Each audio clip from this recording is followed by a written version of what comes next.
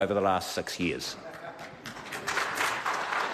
I call the Honourable Stuart Nash. Thank you, Madam Speaker. Madam Speaker, Mr Finlayson is surely the definition of a self-made man who worships his creator. But I do have a lot of respect for the former minister. He did a fantastic job, and I wish him the best when he leaves this place in not too many months and finds a new law job. Madam Speaker, I congratulate you as well. It is fantastic to have a former Deputy Mayor of Napier sitting in the chair. Well done. Great things grow here, there's no doubt about that.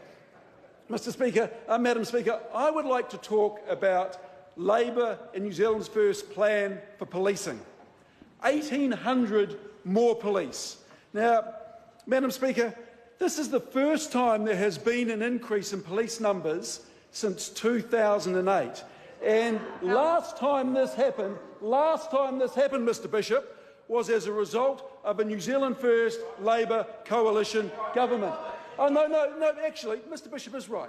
What happened is these troops actually hit the ground in 2009 because they were in training college. But this was as a result of a Labour New Zealand First coalition deal. Then what happened? 9 years.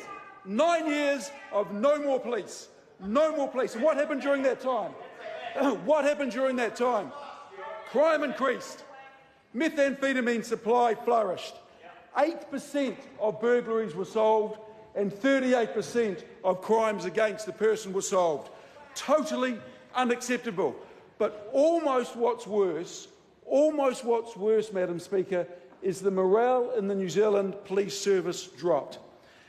Madam Speaker, the interesting thing about the latest workplace survey, the last one undertaken under this government, is that the interesting messages. So 80% of men and women who serve in our New Zealand Police Service, over 80% actually, said they were committed to the communities they serve and committed to the New Zealand Police Service.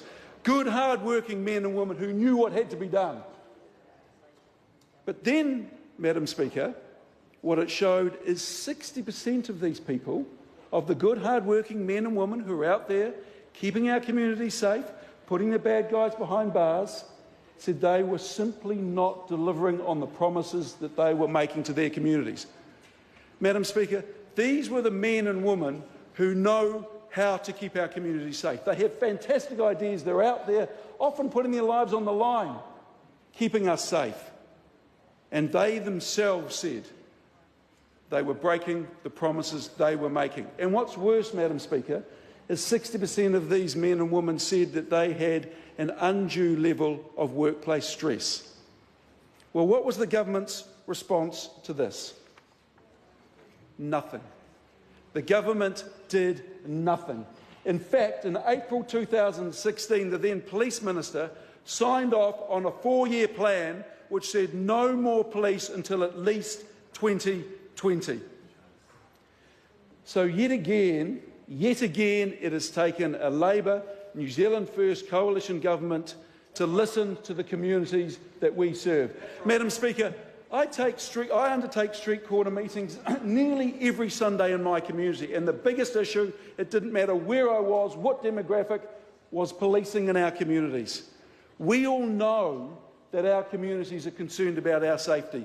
We all know that our communities are worried about the lack of police resource.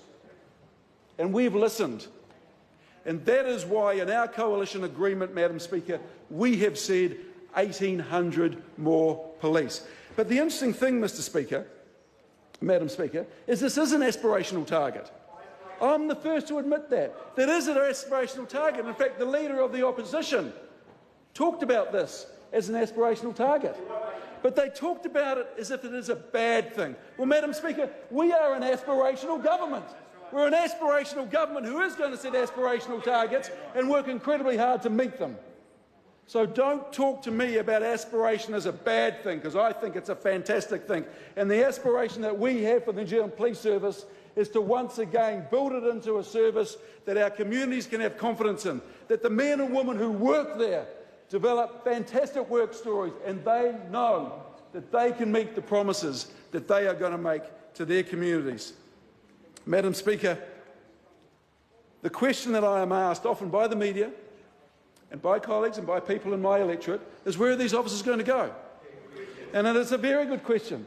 And, Madam Speaker, what I can say is the Commissioner and I are coming up with a really robust plan of where we think the resources are needed. But the thing is, Madam Speaker, that you don't have to have pips and swords on your shoulder to have good ideas. So what we're going to do when we come up with a draft plan is we're going to travel up and down this country and talk to the men and women of the New Zealand Police Service and ask them for their feedback, what their great ideas are, how they would like to see their 21st century police service run. And once we do this consultation, this engagement, and get these ideas in, we're going to modify the plan, and what we're going to do is craft a 21st century service that represents the values of the men and women who serve and the communities that they represent. Madam Speaker, this is a very exciting time for New Zealand Police. One thing I will say, it's not going to happen overnight. You can't simply train 1,000 men and women a year and get them into our communities. But, Madam Speaker, what I can say, in 3 years' time, that policing is going to look a lot different in New Zealand than it does now. And, Madam Speaker, when I hear the opposition spokesperson for police rubbish this, I say to him, are you really rubbishing the fact that we want to put 1,800 more men and women on the streets in your electorate? And if that member did not hear what his community was telling him during the election, then he simply wasn't listening. Because all of us over here heard it. Ron Mark heard it. New Zealand First heard it. Labour heard it. And we're doing something about it. We're doing something about it. So keep up the criticism, Mr Bishop. Keep it up. Because while he criticises, we're going to be doing. We've got a plan. We've got an action. And the Commissioner has said to me, Mr Nash, we can deliver for you. We can deliver for you. So we are going to deliver for our communities, because our communities have told us this is what they want to see. And believe me, we're going to deliver. Madam Speaker, in the last sort of 2 minutes, there is one other area in a portfolio of mine that I'd just like to elaborate on. This is small business. Now, small business, there's about 500,000 Kiwis, just under 500,000 Kiwis that count as small business. And this is the SME sector. The MB definition is 19 employees or less. It makes up 97% of the workforce. A really important part of our economy. In fact, you could argue the backbone of the New Zealand economy. There was this group that was set up in 2002. It was called the Small Business Development Group. And what it consisted of is some really engaged men and women in the sector who gave up their time to sort of consult on policy, to give the government advice on what worked and what wasn't worked, what the community was saying. In fact, you know, you can argue that these were the tentacles of small business into the government. It was a fantastic initiative, and it had been, not only was it through, it survived Labour and it went international, but Madam Speaker, the sad thing about this is the last Minister for Small Business decided to can it. No. She decided to get rid of the Small Business Development Group. Oh, it's astounding, isn't it? It's astounding, to the point where actually government ministries themselves are saying, well, where do we go for a reference? Who do we run our policies past? Who can we talk to if we want to know what the mood of the small business network is? And this is the thing, Madam Speaker. I'm going to get the Small Business Development Network up and running as a priority. In fact, I'd like to expand it, and I've got a whole lot of plans that I want to do for small business and the way they engage with government in a really proactive way. But the thing, Madam Speaker, if I look across my whole range of portfolios, is I think after 9 years, the government just stopped listening. They just stopped listening. They lost touch.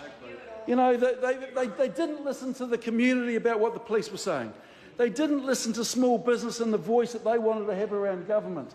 And it's just disconnected. And the thing is, Madam Speaker, the thing that's so exciting about what we've now got in Parliament, what we've now got in government, about the people who are creating policies and going to drive this forward, is it's transformational. It's exciting. It's about what this country needs, and it's going to take it forward. Madam Speaker, I often say, whether it's in Napier or giving speeches, that we live in paradise. We absolutely do. In fact, we have won, by and large, the lottery of life living here. We really have. But, Mr. Speaker, we can do things so much better. We can do things so much better. So, Mr. Speaker, we have a plan. We have a plan around policing. We have a plan around small business. We have a plan around education, around housing, around corrections. And what you're going to see here is transformational government in the wake.